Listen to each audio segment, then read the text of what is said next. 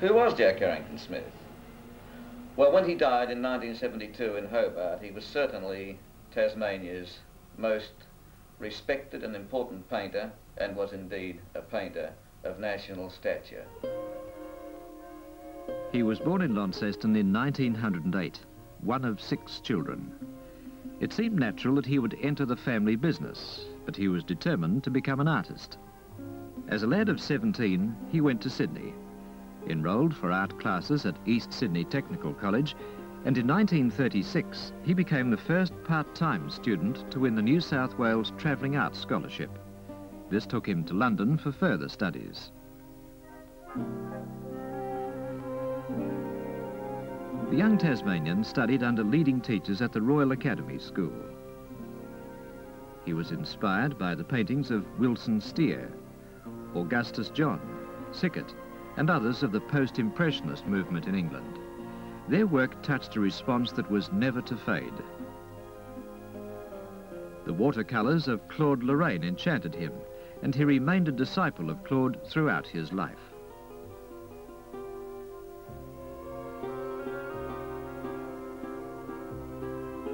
Others would be inspired by quite different masters. William Dobell, son of a bricklayer, would follow Daumier, Goya, and Rembrandt, all painters of the common man.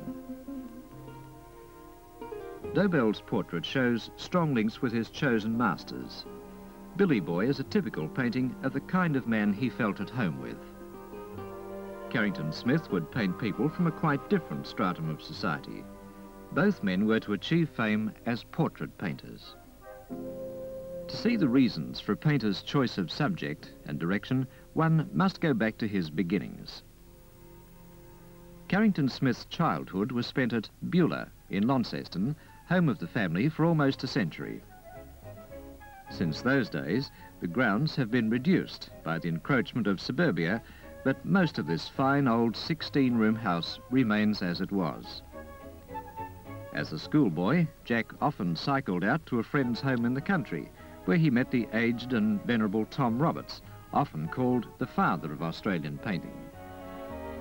Carington Smith's family life was solidly Victorian, secure and rich in family history and tradition. He was educated at Launceston Grammar, said to be Australia's oldest school. It was with some dismay then that Jack Carington Smith's parents viewed his intention to become an artist, far removed from the family's business and shipping interests. It seemed to them a poor prospect. When he arrived in London with his wife and 6-month-old daughter, he was warmly received by his well-to-do and influential relatives. They no doubt saw in him no rough colonial, but a man, more often mistaken for a well-bred Englishman, even in Tasmania, state of his birth. The Smith family were a very united family in England, and had a family club at which there was an annual dinner where the members of that family were invited to go from different parts of the world that they'd settled in, as well as England. So when we got to England, we went to the head of the club at this time, Owen Hugh Smith, and we just seemed, especially Jack, to just be at home and fit in with them, and they were wonderfully good to us while we were there in every way. Carington Smith was never drawn to the French Impressionists and found Renoir and Monet too sweet for his taste. In England, the post-impressionist movement had already introduced a more austere and sombre note to painting. Always a shy, retiring man, he preferred a Whistler Nocturne to a Van Gogh field of yellow corn. The more advanced English painters had turned their backs on the bright colours of the French, and a new austere painting was being taught at the Royal Academy School. This painting by R.W. Sickert would be a surer guide to a Carington Smith work than most others. Australians were still interested in Impressionists such as Streeton, Roberts and others. Not much had ruffled the surface of Australian painting since the early difficulties of Norman Lindsay had scandalised the Puritans in the 20s.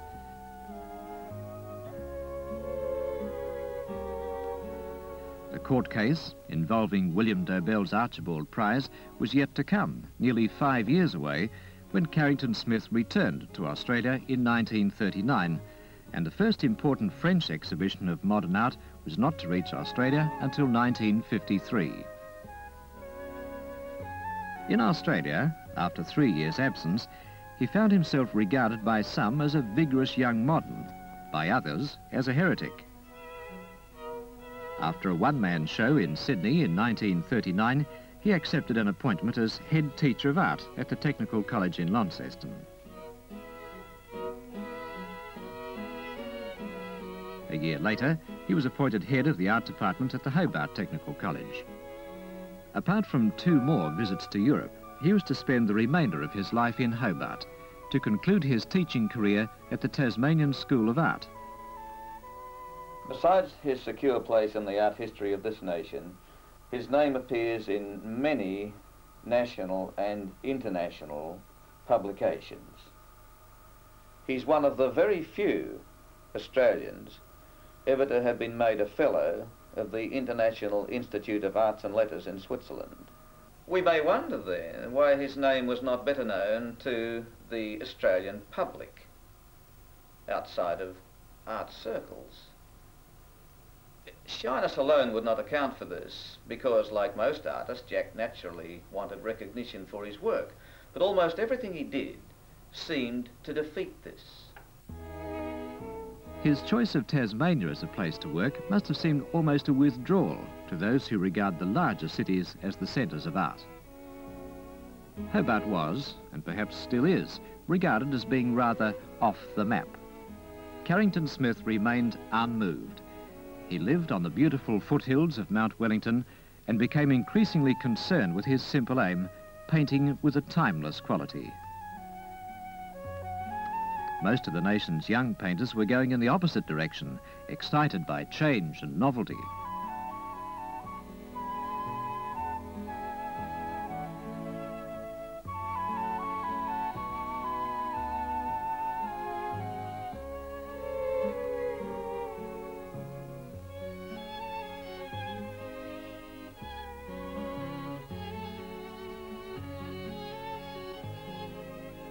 It was only when he sent paintings interstate to win occasional awards that the Australian public would know this man who worked quietly in Hobart.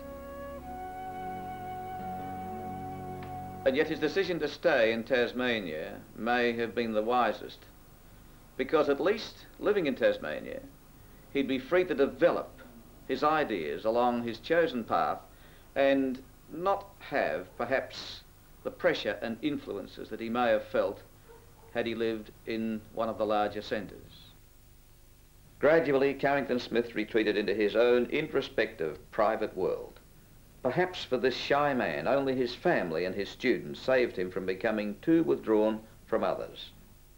Even today, long after his death, his presence can be felt very strongly in the studio. And so many of his paintings were the result of his love of privacy,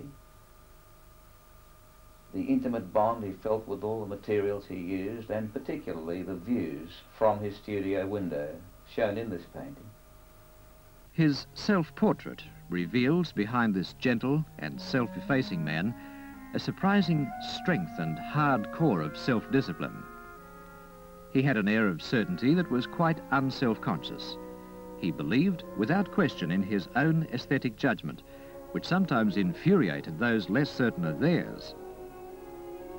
Yet his naturally quiet voice was never raised.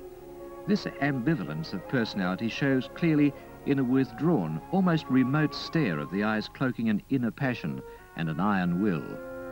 It might seem surprising that Jack painted so many portraits, since for such a shy man one would think that he would be perhaps a little uncomfortable for the long hours of sittings that it takes to paint a portrait. Furthermore, the society today doesn't pay much attention to the individual. It's more concerned with masses and thinks in terms of masses. Therefore, the portrait might seem to some to be an anachronism, since it's not really part of our more complex mass society. And yet a great portrait can often tell us more about the human condition than almost any other art form. Seldom has an Australian painter reached the penetration and sense of gravity shown in this fine work. The work deserves to rank with the austere portraits of the great and misanthropic Degas. Like Degas, Jack Carington Smith's work reveals none of the puckish humour of a Dobell or the light, airy grace of a Renoir, but it has a power to move us in a quite different way. The painter has shown as much of her character through the treatment of her firmly locked hands as through the gravity of her eyes, the carefully groomed silver hair, and the firm, sensitive modelling of the mouth. Yet living as he did in Tasmania, it took him more than 20 years to win the coveted Archibald Portrait Prize, which was judged annually in Sydney. But critics thought that he was continually overlooked, and in 1954 he entered this striking portrait of Professor Lester Macaulay. One critic said this portrait was the only possible choice. Here, he said, realism has the strength of imagination, and the subtle stressing of character gives an animation to the features which completely overwhelms the dead effigies surrounding this painting. 8 years later, in 1963, he won the Archibald with this fine portrait of the poet Professor James Macaulay, one of the finest literary figures in our history. Carington Smith seemed interested in painting people who'd achieved fame, or the sons and daughters of those who had. He was not drawn to paint undistinguished people, except as anonymous figures in landscapes. The contrast with this powerful portrait of Sir Edmund Hillary is evidence of Carington Smith's ability to get to the essence of his sitter. Joseph Burke said that Carington Smith was one of the few who could execute a portrait which is simultaneously an authentic likeness, a psychological study, and a work of art.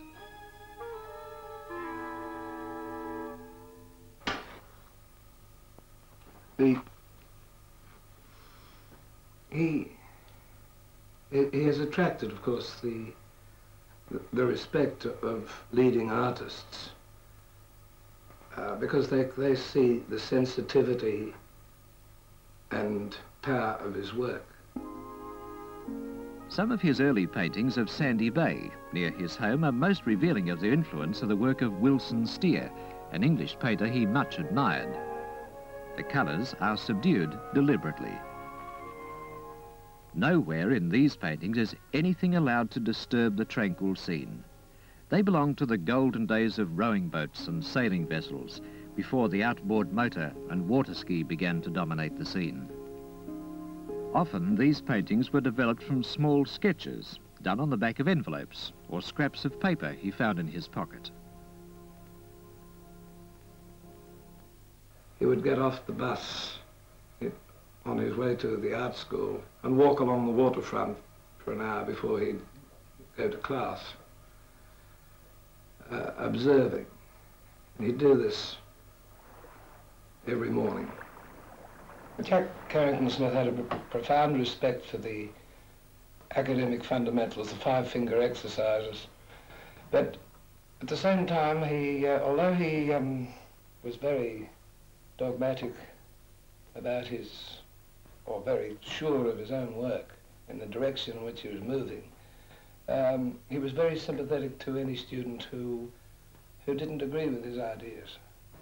Jack Carington Smith was always well aware of the preoccupation that lots of modern painters had with abstract painting, but although he occasionally flirted with abstract painting, he really preferred to find his geometry from the visible world around him. His studio yielded a series of nocturnes. They allowed him to explore the mysteries of night, using bold, dark areas broken by shafts of light and objects around him. They're in great contrast to the mellow, carefree earlier Sandy Bay paintings, but they convey his sense of awe in the mystery of night.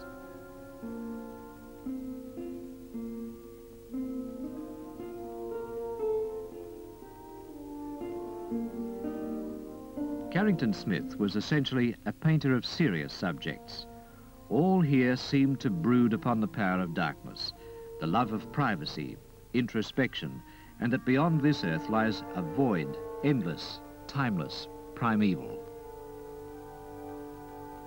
What then could convince us that this sober and serious painter could experience any real joy beyond the mellow moods of his early Sandy Bay seascapes? Magically, it's to be found in his watercolour paintings. The spontaneity and freshness of these works comes to us as a revelation. The vigour and directness of his watercolours is in the best tradition of the medium. This is Jack Carington Smith.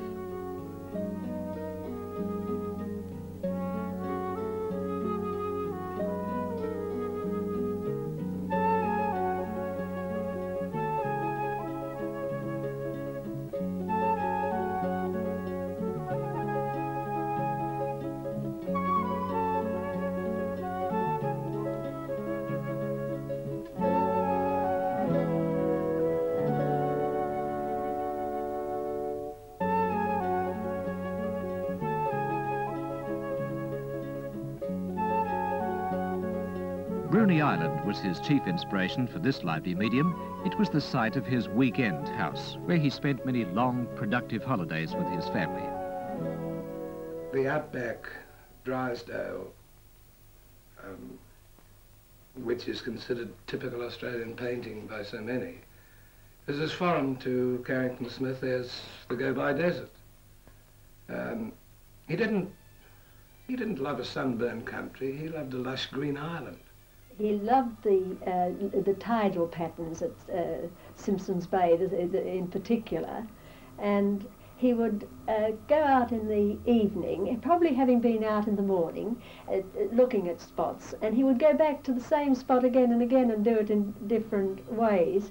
He'd set off at evening by himself. He always liked to be by himself, and he'd go to the place he'd chosen, and he'd sit down, take his coat off, sit down on his coat, and before he even opened his sketchbook, he would look at his sketch box, I'm sorry. He would sit there just smoking his pipe and taking it in what he was going to do.